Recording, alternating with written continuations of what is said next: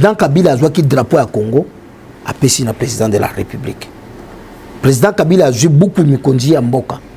Donc, on veut dire constitution. A payé le Mikondi à Mboka. Mais ma belle, biso ba kumu to pesa na Mikondi à Mboka na noté. Yo moko quelque part, ba yebisa ki yo ke Kabila nde muto atinda ki mukunya. Azwa bulumbu na ye atika na kati ya liboso ya ba peuple congolais. Na kati ya mutuka. Donc c'est le Kabila nda kendaki kokutana na pauvre fille wana Chibola je crois. Donc c'est quelqu'un opportuniste, c'est que moi je le traite comme un opportuniste qui a moni bukonze sili awa alitika na sala kibeto awu na kende koto na lo baba n'importe quoi pour que oh et ça là yé eza nzambende. C'est nous les chefs coutumiers va propriétaire à Mabélé.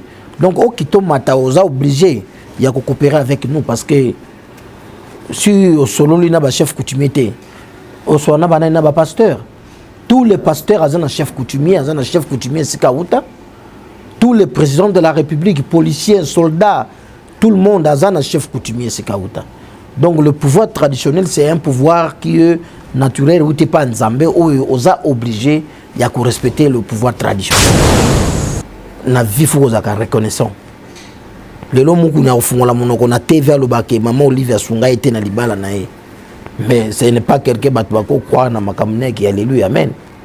Parce que tout le monde a dit que moi si n'a sali ba bêtise moi si ami balé a mis pas maman Olive qui a sengi aide maman a tcheye a pambolier et a pêché quelque chose a qui a bali moi si wana a fan na ndako mina tangu yazo le kana télévision pas finga maman Olive na mobali na moi si waza na ndako a yebi ke mbongo ba pesela ki na libota na biso et uteki na maboka bato. Ceux qui poisonnent, ceux qui ont IDPS, ils ont poisonné, on ne peut pas avoir poste. Parce que ce poste-là, c'est le poste de IDPS. Donc, il y a poste, il n'y a ni K, il n'y a ni Vital Kamere, il n'y a ni FCC, il y a Moutouté, il y a poste, Bato, Bazoku Fawana, il y a poste, il y a IDPS. Donc, ceux qui ont suspecté qu'ils ont poison. Donc, ceux qui ont poison, ils ont eu un IDPS. Pour passer la course de pouvoir. Mais chez nous, au pays, les chefs coutumiers, ce sont les gens pauvres, King. On en retrouve les chefs coutumiers. Mais c'est pour cela que votre pays aussi, c'est le pauvre. Les petits n'ont pas pauvres parce que les chefs coutumiers, sont pauvres. Pourtant, on a qui président de la République, qui ministre, qui magistrat. Tant on a qui a silisi kosala mai nyonso qui moto ya yambo Adam. Adam zanani Adam chef coutumier ya yambo. Mais kaka ne ozomona mukunya papa kaka ne pas zalaka pa Kabila. Audience et réunion so tongo pourquoi pas mon livre. Ba kité buka na église aye pas. Mais bazui ministre des affaires coutumier ba tie politicien. Ah bon? Politicien wana pa yamba yo fa bisona au nom de Jésus. A mon chef coutumier au nom de Jésus. Mais pour botia ministre à sport, boza sportif boutier. Oh, un Américain flatteur comme ambassadeur des États-Unis a commis Timba. Avec autorisation, il va continuer à commis Timba.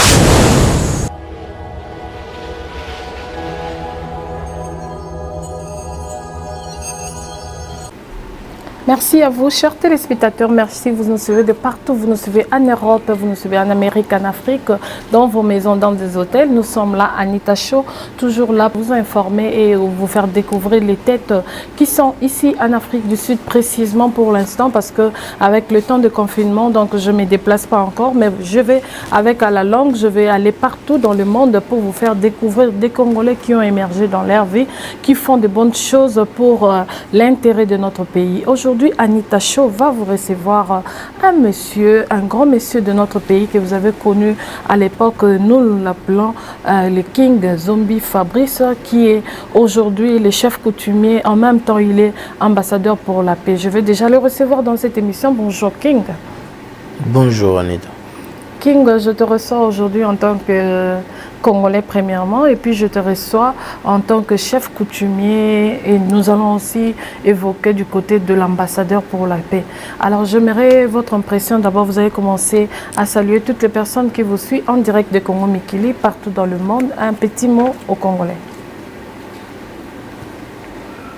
Salut tout le monde, salut Anita, salut votre chaîne de YouTube. Congo Mokili. Et Congo Mokili quoi. Et puis, soyez les bienvenus chez moi. Merci. Là, je suis chez le King. Je veux le recevoir. King Boni, Tolingaki Toyeba, Basangona, Toyoki Opekala, Tomoni Ope moins battant et belé à confinement. To Monaki King Te. Alors, Toyaki. Équipe, il y a Anita Show. Je suis à la réalisation aujourd'hui. Je suis avec lui-même, le grand caméraman Venam. Et je salue aussi Elka Bienvenue qui sont là. Ils m'ont accompagné. Toye Penza Tokiti Aipa King Poto Toye Baba Sangwakin. Mais Tomoni Peking est en bonne forme. Et Toye Potoye Basango na biso Congo parce que tozo mona moi makele les moi ming na Congo. Tozoyo Kakoto Maramba Proseking, Koto Kuna Tozoyo Kamaramba Pasteur, évêque Mukuna, c'est ok, côté Moussous, Tozoyo Makambuya, arrestation il y a 20 ans au Bapesi Vieka. Alors dans tout ça, en Afrique du Sud, total qui moutou peut toko solo anaye au Azala kanama solo déjà yango côté l'ancien président, l'ancien président honoraire. Président Kabila yango tolinga ki na munoko na yo moko soki tokoki ko solo la moi muke makambo ezoleka na mboka na miso toko ko bandana na pasteur Mukuna soki totali côté oyo King ba pasteur lelo ba telemi ba pasteur lelo bazo solo la likambo ya mboka na biso mais tozo mona ba pasteur musu baza pour ba pasteur musu baza contre to memika kalika ba pasteur Mukuna c'est koki ko pesa so réaction pasteur Mukuna azara na bino na FCC pasteur Mukuna bozaki ko travailler ensemble net côté à président Kabila mais pasteur Mukuna alongwe mamuke tout le monde que pasteur Mukuna le lazolo abande ko ba ming na makamba TV mais ekwele lieka boye batbabi que le président Kabila za derrière makambwana nde atie na prison alors na évité réaction na yo en tant que d'abord muto FCC et puis d'abord en tant que chef coutumier mboka na biso réaction na yo ko za ndenge.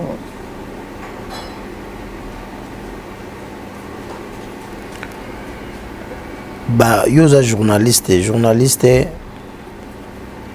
à le barateke balobi. Journaliste c'est à confirmer les cambouflages avec ma preuve parce qu'à journaliste. Pour journaliste étant aujourd'hui les cambolobi en goboé milieu de personnes baotala. Donc quand tu parles déjà que Kabila ndé à Tchebo donc c'est que aux gens ont information il y a eu quelque part au baïb c'est que Kabila ndé muto atinda ki mukunya azwa bolumbu na yatika na kati ya liboso ya ba peuple congolais na kati ya mutuka donc c'est le Kabila ndé kendaki kokutana na pauvre fille wana Chibola je crois. Mami Chibola. Ça ce n'est pas question à répondre à yango donc je crois ba sentiment ya mukuna ya nzoto na ye etindi ya sala ba bêtise na ye na ba bêtise na ye wana nde memi esika yake. Mais King ozo reconnaître que Bozaki quand même na évêque Mukuna na côté na bino côté. Mais Kozana avec Mukuna il y a problème té. Ce n'est pas dit que Kozana avec Mukuna ndé fois kende ko sala ba viol fois kende ko menacer. Moi si ya moninga na ye moi si ya pauvre o akufi atikiye ya kende ko menacer na mundu qui peut être accouché na ye. Donc ce n'est pas quelque chose de Kabila. Mais chef coutumier, qu'est-ce que tu reproches à Nazo reproché ye état que ba bantu état que ba responsable oyo il y a azar ko représenter soit disons parce que hier à Lubaka qui a présenté Nzambe azoko lakisa batu Nzambe nzira Nzambe donc c'est que il faut azala ye mukona no kati na ye il faut azala na plutôt à garder azala na dignité ya malamu mais tangu ye muko déjà zati na point wana ya kokendo sala ba bloka bongo na kati ya mituka et kokende ko menacer moi si pour mon nzoto na parce qu'azana faiblesse ça ce n'est pas le problème de politique. Alors King c'est toujours continuer malgré que toza batu mutu nyonso ko kwela ye pendant que batu nyonso na mutu toza batu ba sentiment mais il faut que tala ba niveau mutu oyo zali et avant ça les locaux il faut autant d'abord qui tu es. Donc moi je crois et ça quelque chose que Moukouniaye Moukazo mérité. Donc ce n'est pas le problème de Kabila. Donc il ne faut pas le mettre le Kabila na Katia bêtise ya ndengwana. Qu'est-ce que tu reproches aujourd'hui qu'est-ce que vous avez reproché en même temps vous étiez dans l'FCC, vous? Reprocher qui? Qu'est-ce que vous reprochez dans l'FCC lorsque vous étiez là en train de travailler avec les présidents? Mais moi je suis pas responsable de l'FCC. Non. Je suis qu'un seul membre sénateur. N'est-ce pas que vous étiez à l'époque vous étiez le président de la jeunesse? Pas j'étais, je suis toujours jusque là. Pas j'étais. Vous êtes le président de la jeunesse, exactement. Donc vous êtes. Je suis dans le FCC, donc je suis toujours président et les amis de Joseph Kabila, pas que j'étais. Justement, c'est ça, je pose la question, qu'est-ce que vous avez reproché dans le régime Nabila? Mais moi, je ne travaille pas avec lui. Vous reprochez aujourd'hui dans le régime? Ce que moi je vis aujourd'hui, je vis que c'est quelqu'un qui n'a pas de conviction, c'est quelqu'un qui n'a pas les ambitions ou je ne sais pas. Donc c'est quelqu'un opportuniste, c'est que moi je le traite. Moi je le traite comme un opportuniste qui a mon boukonze sili awa, ale tikana sala kibeto ou na kende koto na lo baba n'importe quoi pour que oh et ça là yé eza nzambe de apinire parce que mutu na vie tango ozui un frère ya muninga o lié un frère ya mutu na vie faut ozaka reconnaissant lelo muku na ofungola monoko na TV alobake maman Olivia Sunga était na libala na ye mais ce n'est pas quelqu'un batu bako croire na makamne qui alléluia amen. Parce que tout le monde a dit que moi si n'a sali ba bêtise azu moi si ami balé a mis pas maman Olive qui a sengi aide maman a tcheye a pambolier et a pêché quelque chose a qui a bali moi si wana a fan na ndako mina tangu yazo le kana télévision pas finga maman Olive na mobali na moi si waza na ndako ayebi ke mbongo ba pesela ki na libota na biso e uteki na maboka batwana moi si wana zo ebiseni même nzambe na likola zo tala zo monene. C'est quelqu'un, c'est opportuniste, je ne mets pas. Si je ne vais pas parler de lui encore. Parce que King a lobby réellement que Aza opportuniste, mais King, c'est ok côté pasteur Denis Lessio, tu le bélo sur la reconnaissance. Tout le monde a quand même pasteur Denis Lessio sur la télévision, il reconnaît que le pasteur Balia, en tant que président à Jokaka. Je suis un numéro passé Denis Lessio Benga Yebsei petit frère na zombie. Donc là, wanaza makila nanga, c'est mon vieux. Il y a village, il y a mboka moko province moko. C'est mon vieux ezake na moment news tout et que ceux qui basent na réunion na makamba FCC moi j'étais là je na banda au mona bango. Et ceux qui Denis Silva zolo ba parce que Denis quelque part les gens traitent Denis qui azaka ceux qui mutabakwiti, ceux qui mutabanani, ceux qui même moi état que na yebi vieux wana très bien. Il venait chez moi, je n'ai pas inaye. Donc, à Kouki Kozalanaye n'a pas l'ouyengi à Kimokili. Tant que Azamuto a collé quinoa. Mais, quelque part, vraiment, Azara na spiritualité à solo. Ce qui est vraiment à côté Paul, il bota ba Denis Lessi.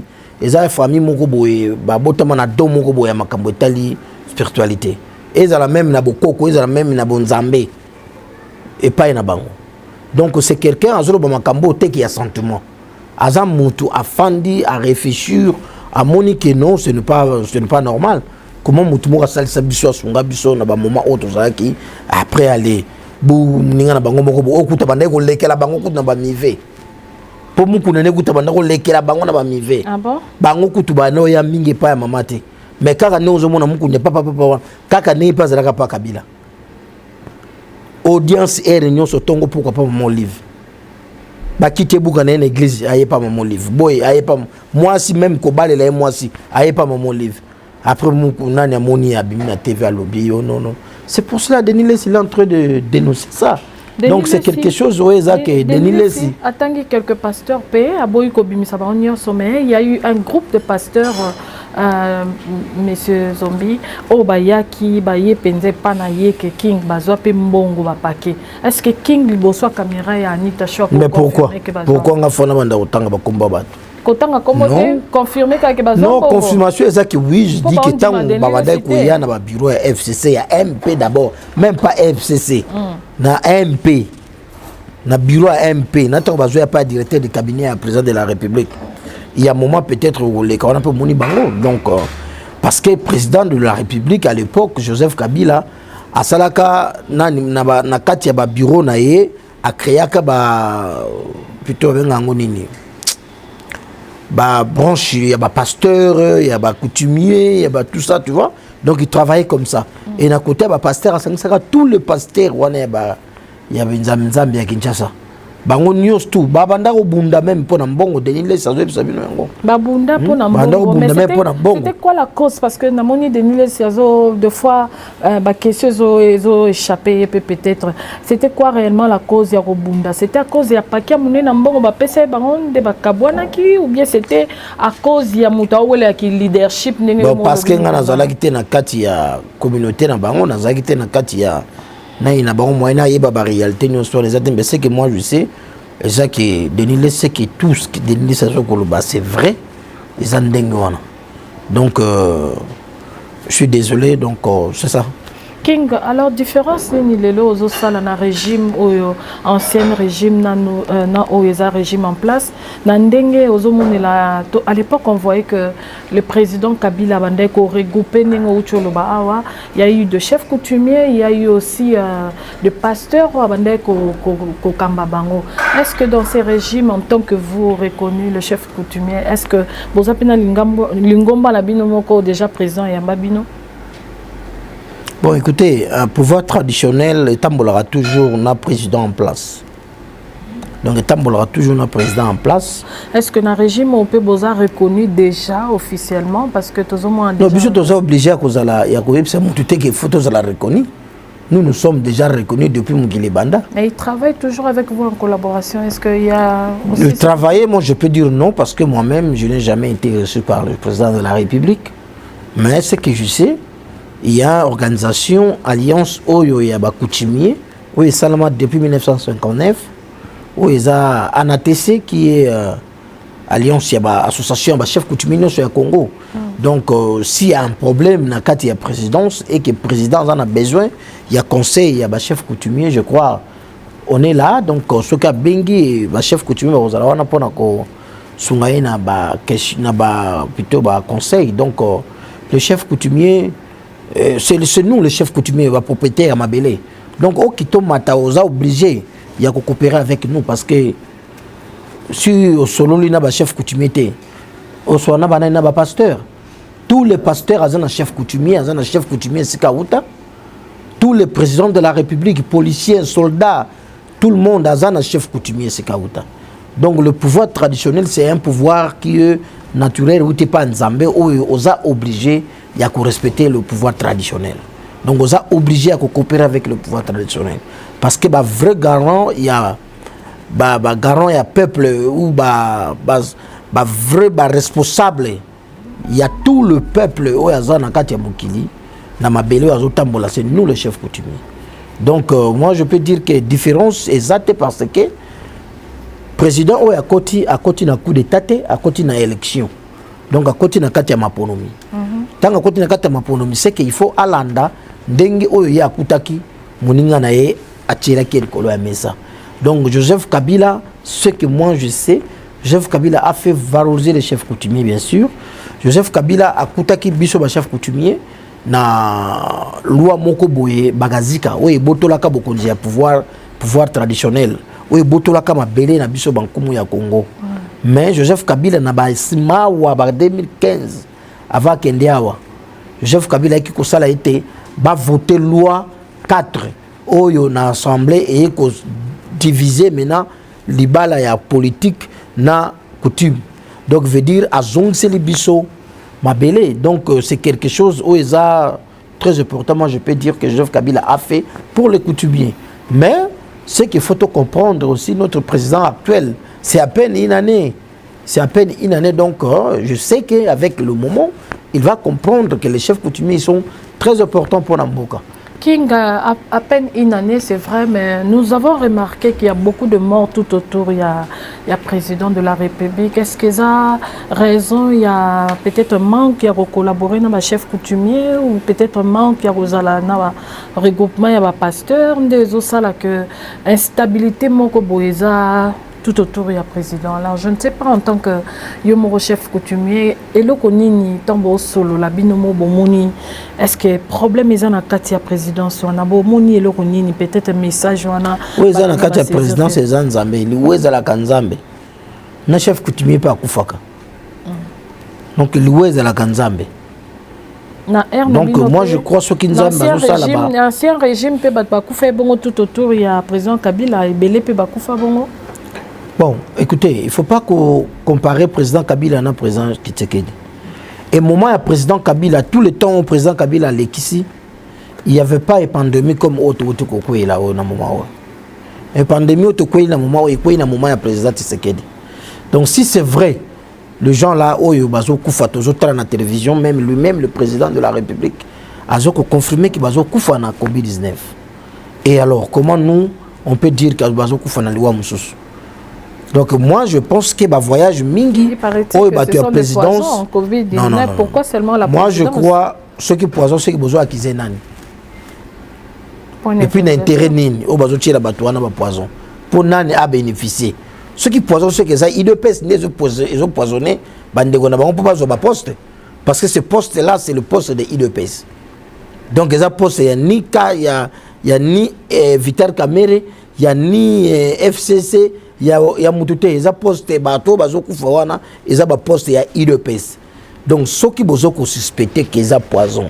Donc c'est que poison wana ils ont eu dans carte IDPS pour passer la course de pouvoir. Donc moi je pense que Tolanda oyo mibeke zo koloba Tolanda oyo ba autorité bazo koloba ba autorité selon bango na analyse na bango bazo ko sala na ba rapport bazo pesa ba lobite batuana bazo kufa na coronavirus. Et c'est vrai que pe na mokili to moni batebele ba kufi na coronavirus. Et batuana pe à présidence et belé bazaki na ba mission de service ba voyager ba tout rebelle avec le président de la République. Peut-être ba attrapa ki malade wana pe libanda d'étant baé bandi ko manifester ndé bazo mabango et ba sala ka isika moko peut-être oh ya pesi oh ya pesi oh ya pesi. Donc moi je pense que c'est quelque chose que ezaka toujours pe na suka nango ekozala. Et je crois mon Mboka peut-être aussi batuana ba sengela quitter spirituellement qu'on travaille dans mon Mboka. Peut-être. Explique un peu. Donc moi je peux mettre ça étant qu'un chef traditionnel, quelqu'un de spiritualité, je peux mettre ça dans le sens ébélé. Dans le sens, ce qui est dans le Itali, Bokoko, peut-être, nous allons permettre de Batouana de travailler avec le président de la République. Je ne sais pas. Mais en physique comme ça, Batoualobi était Bazokufana, coronavirus. Donc, moi je crois, Ezaliwa, Ndengena Lobaki na Ibandelete, Liwa Ezali Nzambe. Donc, moto a yebi secret à Liwa, il n'y a aucun pasteur, il n'y a aucun coutumier, il n'y a qu'un Nzambe. Nda yebi Liwa. Mais, en réalité, Nzambe azali na ba communicateur na ye o yatinda na mokilo. Ya yambo ezali ba chef coutumier. Netibino ba chef coutumier. Oui. Parce que tant non. Quel pasteur toi tu parles? Est-ce que d'abord nan na kati ya Congo wana yozolo na te denile salobi ba pasteur bazo bunda pona mbongo. Et comment il appelle le chef coutumier? Laissez-moi, non, le chef coutumier, des choses comme ça, il faut passer. Mais chez nous, au pays, les chefs coutumiers, ce sont les gens pauvres, King. On en retrouve les chefs coutumiers. Mais c'est pour cela que votre pays aussi, c'est le pauvre. Les petits n'a pas de pauvres, parce que les chefs coutumiers, sont pauvres. Pourtant, on a qui Mukiro, on a qui président de la République, qui ministre, qui magistrat. Tant on zamba keli mukili wa silisi kosala mai nyonso akelaki moto ya yambo Adam za nani Adam za chef coutumier ya yambo on nzambe tango akeli mukili ebisi ale tala banyama ona mayoyo na zamba nde mokitani ya Adam wana eza biso ba coutumier na kati wana nde ekobota ba politique ekobota ba président de la République mais tango bino mboka na bino bozui problème o etali ba chef coutumier bo pesi yango mu Congo bo bengi coutume ezaki ndoki bo pesi yango mu Congo etango bakoko wana ba coutumier wana bazokolela pasi wana bango bazolela na kati ya mabele bazolia makasu bazosaka bazoboka na mabele o nzamba pesa ki bango bozui ba les zamba bo botoli na coutumier coutumier a comme moto a passé.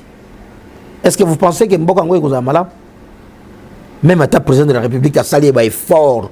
Mais pendant que les coutumiers ne sont pas contents, ils sont contentés avec le système où ils ont kokende, où ils ont depuis Mobutu, Tina Lelo, rien n'a changé ça. Mais le président Kabila vous a valorisé, on n'a pas vu. Valorisé bien sûr, mais est-ce que le Parlement où on est, ils ont appliqué la loi où Mokonzi Mboka a Sengaka Bango Basala? Loi 4, est-ce qu'ils ont appliqué vraiment? On a demandé pas Bakonzi Mboka, ministère des Affaires coutumières. Bopé sa biso ministère des Affaires coutumières. Basali ministère des Affaires coutumières où ils ont la carte parce que tout ça n'est pas président Kabila. Mais bazu ministre des Affaires coutumières bâti politicien. Ah bon? Politicien on a pas yamba yo fa bisona au nom de Jésus. À mon chef coutumier au nom de Jésus.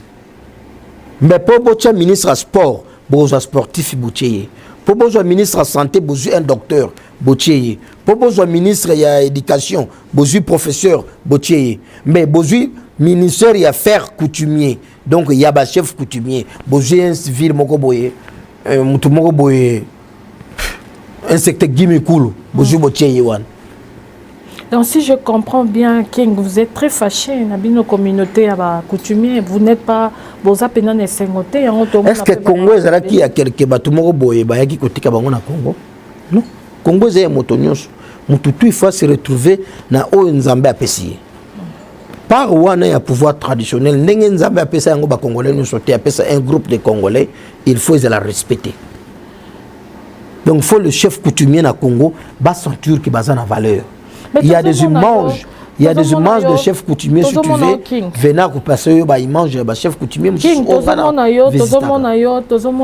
photo, c'est pas la première fois je fais une émission avec vous, on a fait les documentaires, je te vois, chaque fois King est dans Swaziland, deux fois King est reçu par le président de la République de l'Afrique du Sud, King est reçu il était reçu par le président Kabila, mais nous te voyons par-ci par-là. Mais pourquoi? Quelle est la vraie raison?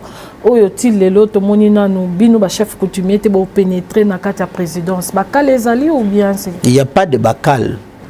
Il n'y a pas de bacal. Moment il y a président, il y a mon condition Mboka na ko quitter. Nous avons ce qui était à Soulana ba coutumier maintenant. Akokutana ba coutumier na ba campagne na yetanga zo sala ba campagne akendaki na Équateur le chef coutumier ba pesa ka bokonzi le chef coutumier ba pesa ki eli Konga ba pesa ki Posonkoi président de la République actuelle tango akendaki na Équateur asengaka mapamboli li pamboli pa ba coutumier qui doit venir vers qui? Chez le président de la République. Qui doit venir vers vous? Avec oui chez nous les chefs coutumiers.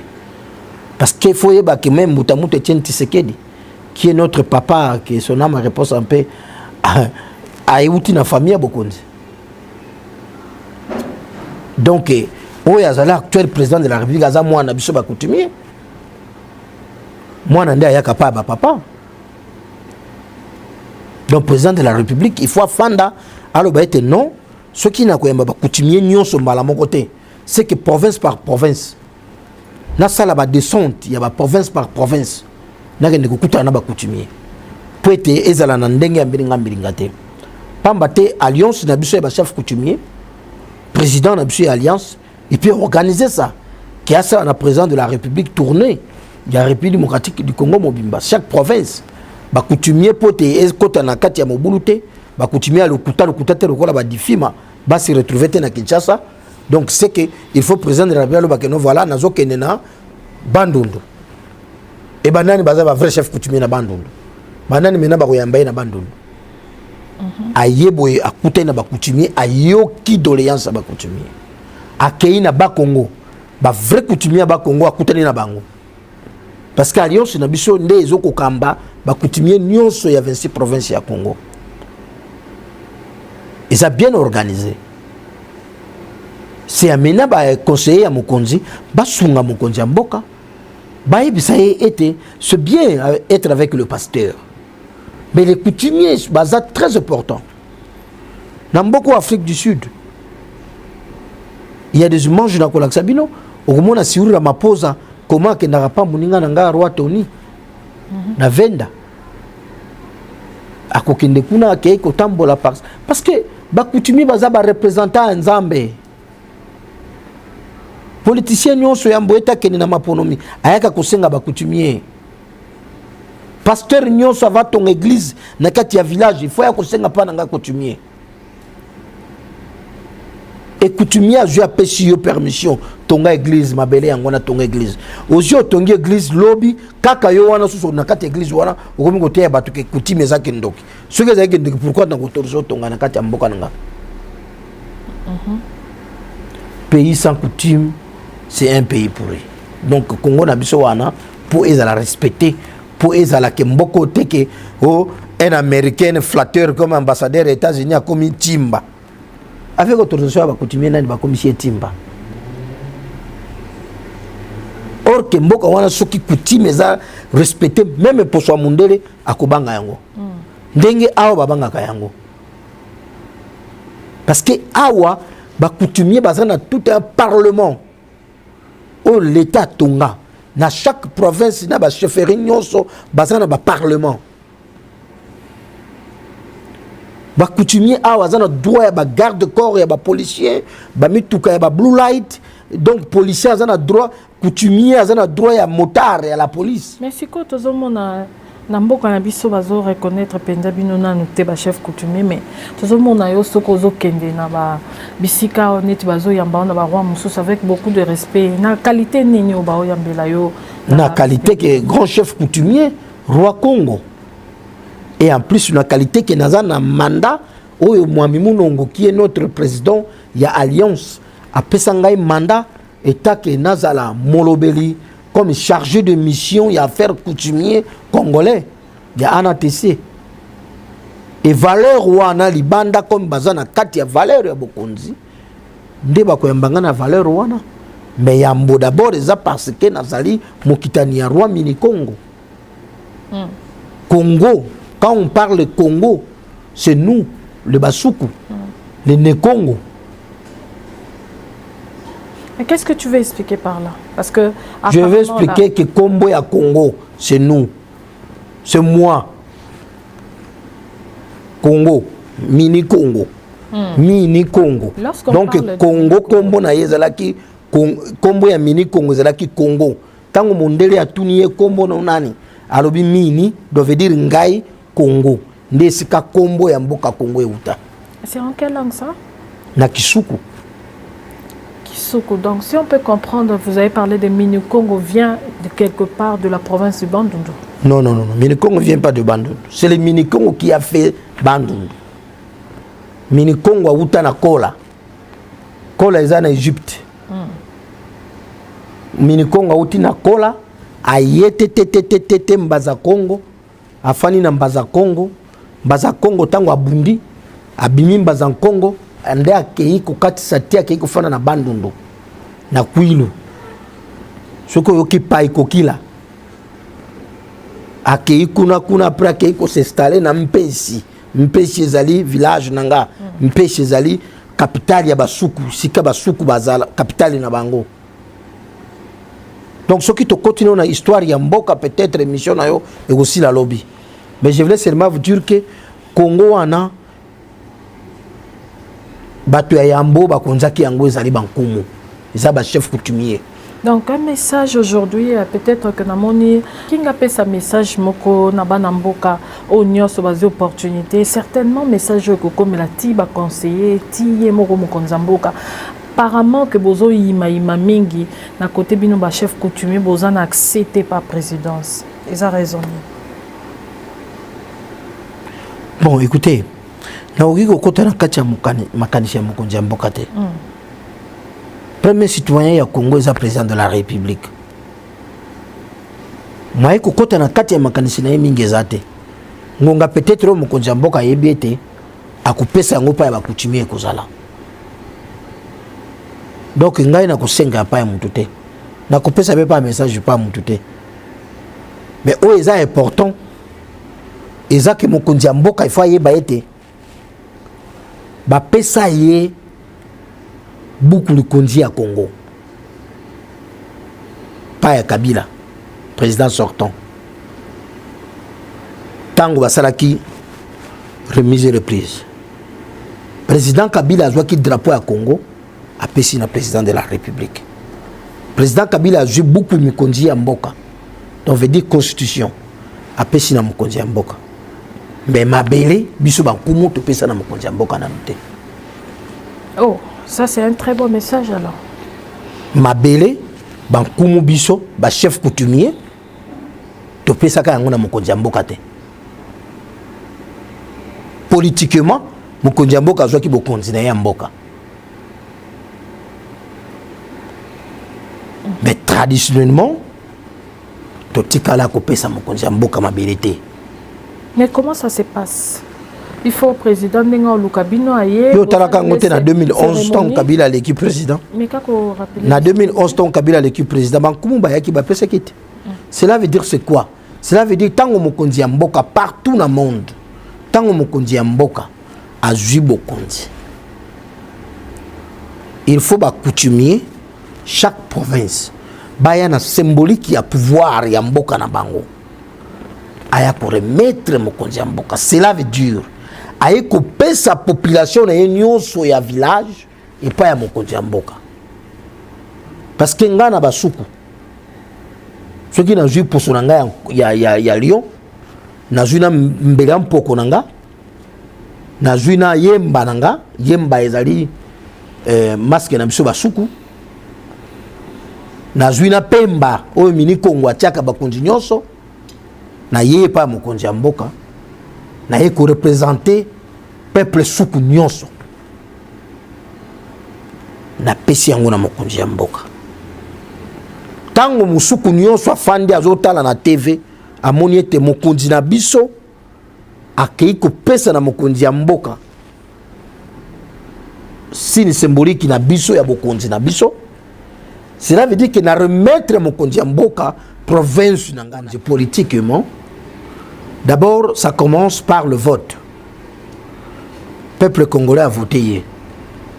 Ya ye kusala remise reprise na oyo azalaki wana.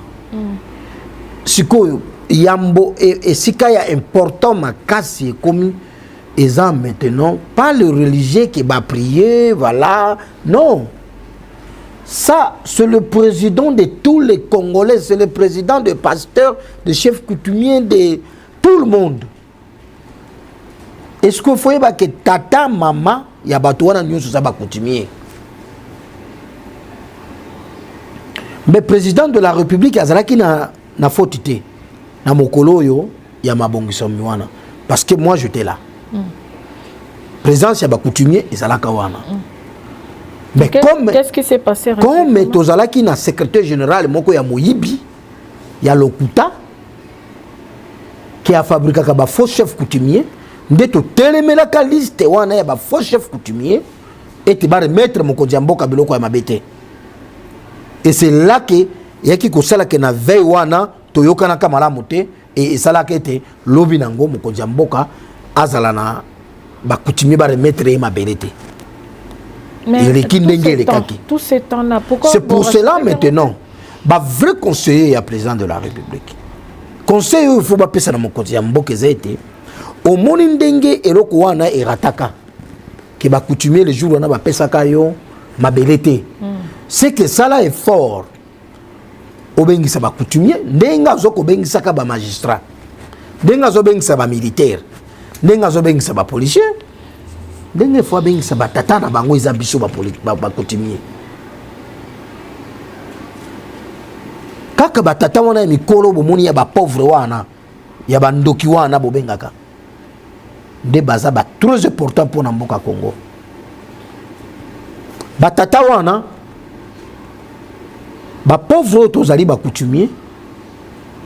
Nde bato ba kozana na souci à président de la République que mokili évoluer parce que pour babenga yo chef coutumier faut dans la population. Et population il faut mona bango bazoko vivre malamu. Cela veut dire bato bazana souci. Il y a population ko leka coutumier azate. Parce que pasteur a komi ko yebiso OK, Zwambongo ya mabonza na ngati ndira na M-Pesa. Est-ce que c'est un problème? Ah, mais oui, c'est une escroquerie. Le pasteur a prêché na minute. Et c'est ça, c'est son travail. Non, le pasteur, il faut travailler.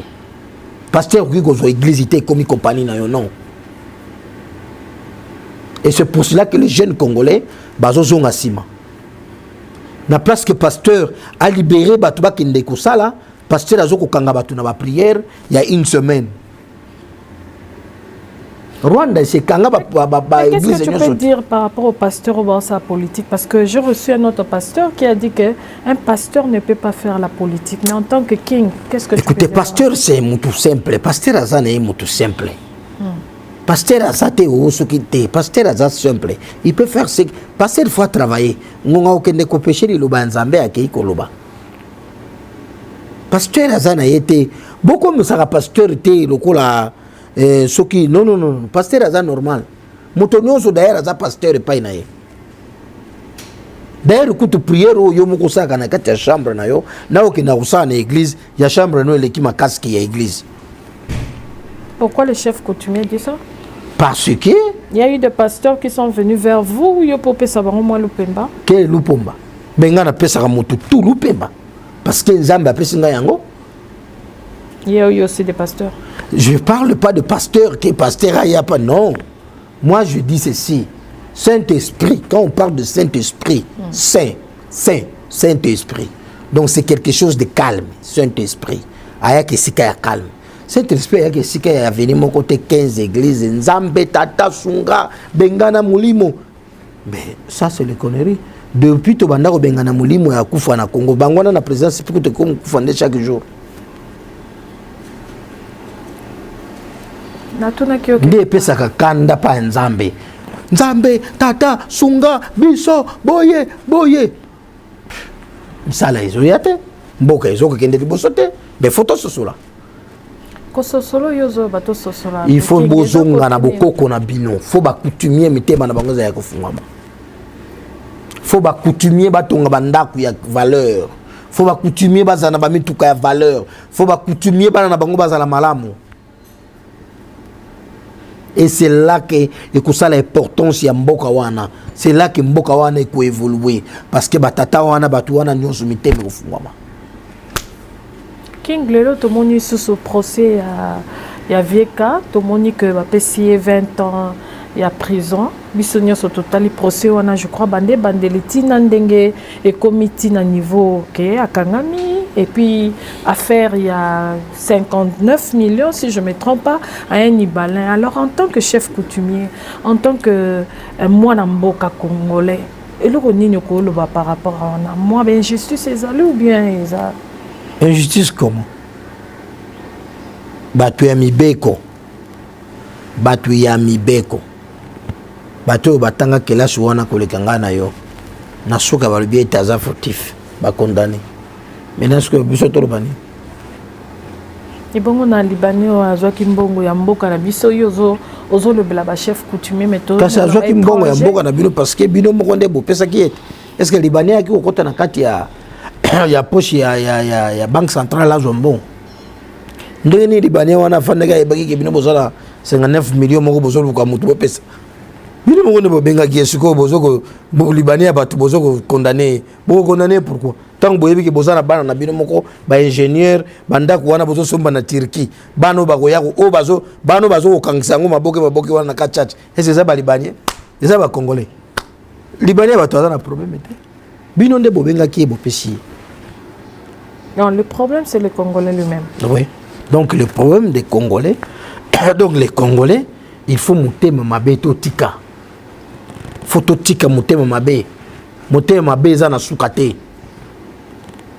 Tika moto na ngonga na ye.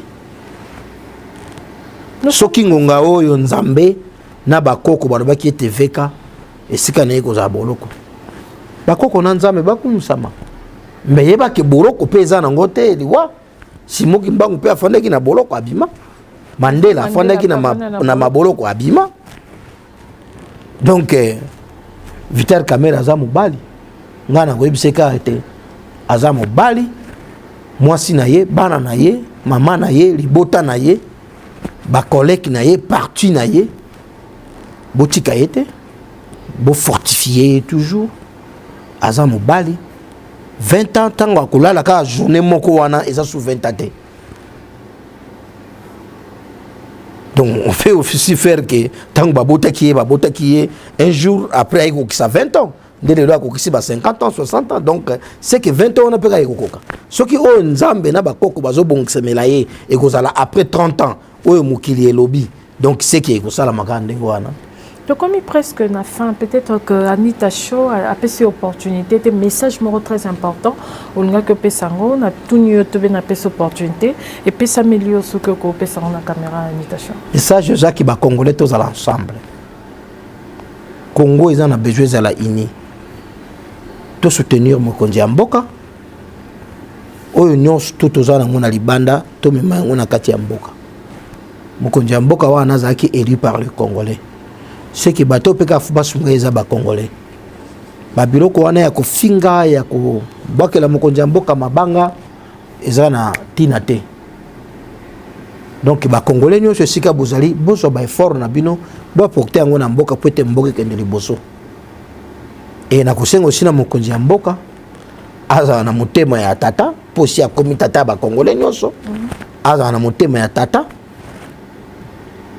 ameka mpe kokanga misu na mafinga na makambo ebele alanda lokolo oyo mokitani na ye oyo atikelaki bokonzi ndenge nini avivraki na système ya kanga misu kanga matoi nde afandaki ngonga ebele wana akokisi oyo akokisaki apesi epai na ye ye pe na tour na ye atika koyoka mingi atala oyo eza ambition na eza na kati ya mutu na ye mpo na Congo. Donc ba Congolais nyonso sika bozali nzambe na bakoko baza na bino mboka wana Congo un jour ekomona ka bolamu. Merci beaucoup. Là, j'ai reçu le King Zombie Fabrice, que vous tous vous connaissez. C'est le roi de Mini Congo. Il était au micro d'Anita Show. Merci beaucoup à vous. Je salue aussi tous les enfants de cette maison. Hein. La Tata Anita était venue aujourd'hui chez vous pour faire cette émission. Je salue aussi à une personne qu'on appelle Trésor Wetou. À vous, je salue tout le monde. Hein, vous qui allez me suivre, mon cher mari, époux, que je salue Jean-Luc Otudi et à tous mes enfants. Je vous salue. Merci beaucoup à vous, Vena Mamboumina, ainsi que la reine, Madame Vena. Merci à vous aussi, Elka, bienvenue, qui était derrière la réalisation de cette émission. Là, je salue ma copine, la Queen Mada, qu'on appelle Beke Lingoza, Madame, son épouse de son Excellence King Fabrice Zombie. Et je salue aussi à toutes les personnes, hein, vous qui avez l'habitude de me suivre de partout. Je salue le moteur de cette émission de l'autre côté, King Kongo Mokili, Sims Isele. Là, je salue aussi M. Trésor